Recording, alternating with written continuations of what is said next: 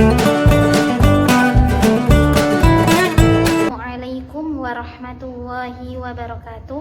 Nama Saskia Kurnia Hanifah, NIM 20031060005. Di sini saya akan mempresentasikan makalah tentang manajemen tenaga pendidik dan kependidikan. Apakah sebenarnya manajemen itu? Kata manajemen itu berasal dari bahasa Inggris management yang dikembangkan dari kata to manage yang artinya mengatur atau mengelola. Jadi definisi manajemen pendidik dan kependidikan itu sendiri adalah aktivitas yang harus dilakukan mulai dari tenaga pendidik dan kependidikan itu masuk ke dalam organisasi pendidikan sampai akhirnya berhenti melalui proses perencanaan SDM, perekrutan, seleksi, penempatan, pemberian kompensasi, penghargaan, pendidikan dan latihan atau pengembangan dan pemberhentian. Tujuan manajemen tenaga pendidik dan kependidikan berbeda dengan manajemen sumber daya manusia. Pada konteks bisnis di dunia pendidikan, tujuan manajemen SDM lebih mengarah pada pengembangan pendidikan yang bermutu, membentuk SDM yang handal, produktif, kreatif, dan berprestasi. Tugas dan fungsi tenaga pendidik dan kependidikan berdasarkan UU nomor 20 tahun 2003 pasal 39. Yang pertama, tenaga kependidikan bertugas melaksanakan administrasi, pengelolaan, pengembangan, pengawasan, dan pelayanan teknis untuk menunjang proses pendidikan pada satuan pendidikan. Yang kedua, pendidik merupakan tenaga profesional yang bertugas merencanakan dan melaksanakan proses pembelajaran, menilai hasil pembelajaran, melakukan pembimbingan dan pelatihan, serta melakukan penelitian dan pengabdian kepada masyarakat, terutama bagi pendidik pada perguruan tinggi. Secara khusus, tugas dan fungsi tenaga pendidik seperti guru dan dosen didasarkan pada UU nomor 14 tahun 2007, yaitu sebagai agen pembelajaran untuk meningkatkan mutu pendidikan nasional, pengembangan ilmu pengetahuan, teknologi dan seni serta pengabdi kepada masyarakat.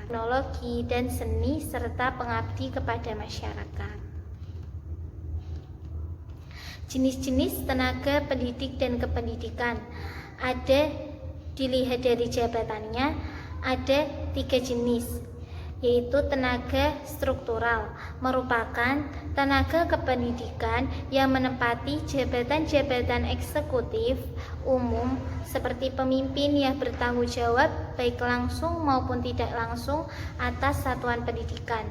Yang kedua, tenaga fungsional merupakan tenaga kependidikan yang menempati jabatan fungsional, yaitu jabatan yang dalam pelaksanaan pekerjaannya mengandalkan keahlian akademis kependidikan seperti guru BP dan teknologi kependidikan, pengembangan tes dan pustakawan.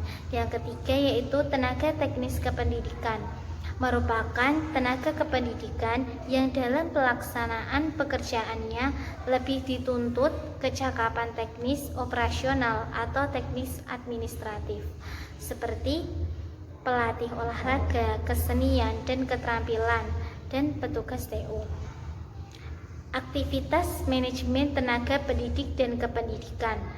Yang pertama, perencanaan.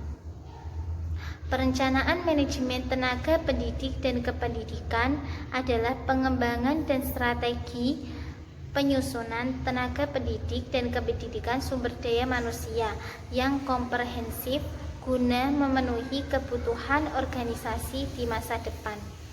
Perencanaan SDM merupakan awal dari pelaksanaan fungsi manajemen SDM, walaupun merupakan langkah awal yang harus dilakukan. Perencanaan ini seringkali tidak diperhatikan dengan seksama. Dengan melakukan perencanaan ini, segala fungsi SDM dapat dilakukan dengan efektif dan efisien. Yang kedua yaitu seleksi. Selection atau seleksi didefinisikan sebagai suatu proses pengembalian keputusan di mana individu dipilih untuk mengisi suatu jabatan yang didasarkan pada penelitian terhadap seberapa besar karakteristik individu yang bersangkutan sesuai dengan yang dipersyaratkan oleh jabatan tersebut.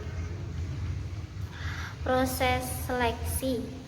Dalam proses seleksi, pegawai perlu ditetapkan suatu dasar yang rasional.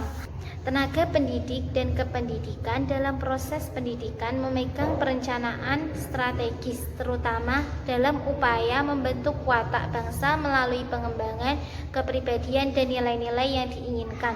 Dipandang dari dimensi pembelajaran, peranan pendidik seperti guru, dosen, pamong belajar, instruktur, tutor, widaya